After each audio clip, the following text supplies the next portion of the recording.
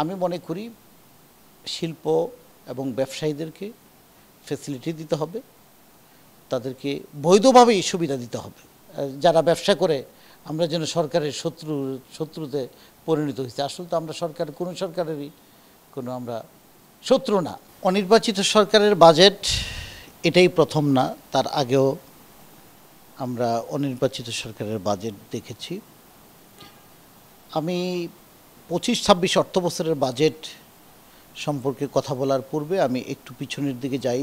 যে বাজেট এখন বাস্তবায়নের দিন 30শে জুনের মধ্যে যেটা বাস্তবায়ন হবে, 24-25 অর্থবছরের যে বাজেট, সেটা পূর্বের সরকার এই বাজেটটা দিয়েছিল সংসদে, এবং সংসদে বাজেট দেওয়ার পরে তারা মোট কথা 1 মাসের মতো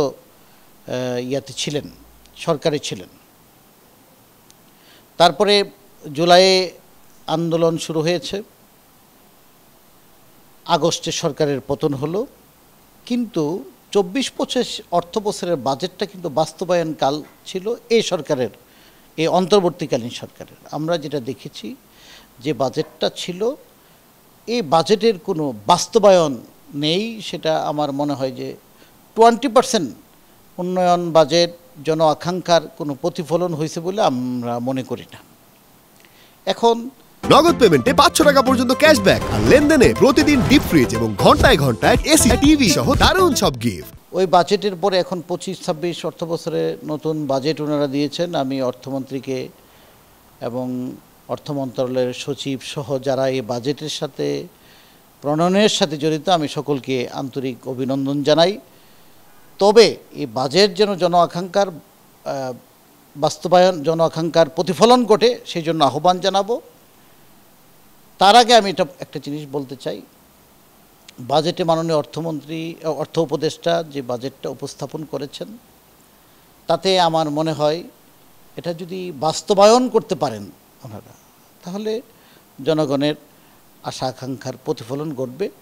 কিন্তু অতীতের যে অভিজ্ঞতা আমি আপনাদের কাছে যেটা উপস্থাপন করতে চাই, দেশবাসীর কাছে যেটা উপস্থাপন করতে চাই, 24-25 অর্থবছরের বাজেটটা কিন্তু এই সরকারই আমলে বাস্তবায়ন হয়েছে, কিন্তু এটা কিন্তু 20% ওই জনগণের আকাঙ্ক্ষা বাস্তবায়ন হয় নাই।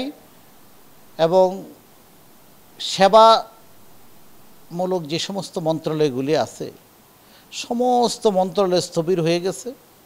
কোথাও কোনো জনগণের কল্যাণে কোথাও কোনো কাজ হচ্ছে এটা আমরা মনে করি না। তবে নতুন বাজেটে আমি আশা করব অন্তর্বর্তীকালীন সরকার এই জনগণের আশা আকাঙ্ক্ষার প্রতিফলন ঘটাবেন। আমাদের যে সমস্ত কর্মকর্তা কর্মচারী আছেন, তাদেরকে কিন্তু কোনোভাবে আমরা ধরে রাখতে পারতেছি না। তাদেরকে স্যালারি দিতে পারি না, বেতন দিতে পারি না, বোনাস দিতে পারি না। কেন পারি না? আমাদের তো টার্নওভার নাই, এলসি নাই, ব্যাংকগুলি আমাদের সাথে কোঅপারেশন করে না। তাদেরকে বাংলাদেশ ব্যাংকের কনসার্ন ব্যাংকগুলি, শিডিউল ব্যাংকগুলি বাংলাদেশ ব্যাংকের দোহাই দিয়া আমাদেরকে বিভিন্নভাবে কিন্তু রিশিডিউলের বিষয়গুলিও তারা দেখভাল করে না।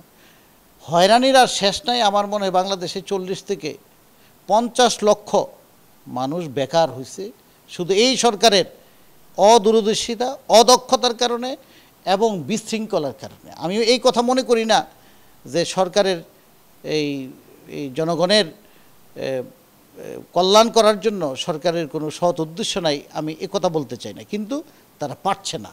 আমি মনে করি শিল্প এবং ব্যবসায়ীদেরকে ফ্যাসিলিটি দিতে হবে, তাদেরকে বৈধভাবেই সুবিধা দিতে হবে।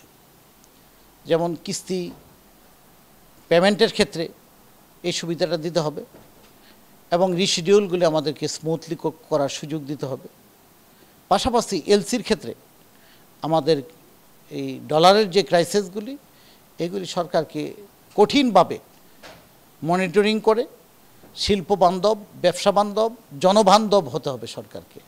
এখন কিছু কিছু ক্ষেত্রে মনে হয় যে আমরা যেন যারা ব্যবসা করে আমরা যেন সরকারের শত্রুতে পরিণত হয়েছে। আসলে তো আমরা কোনো সরকারেরই আমরা শত্রু না। যে সরকারই আছে জনগণের কল্যাণে কাজ করলে সরকারের পক্ষে আমরা থাকব, কিন্তু জনগণের যদি উপকার না হয়, জনগণ যদি ক্ষতিগ্রস্ত হয়, আমরা তো সরকারের বিপক্ষে যাইতেই হবে।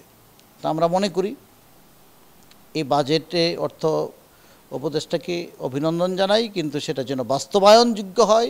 অতীতের অভিজ্ঞতা নিয়ে আপনারা তো পারেন নাই 24-25 অর্থ বছরের বাজেট বাস্তবায়ন করতে, আপনারা সক্ষম হন নাই।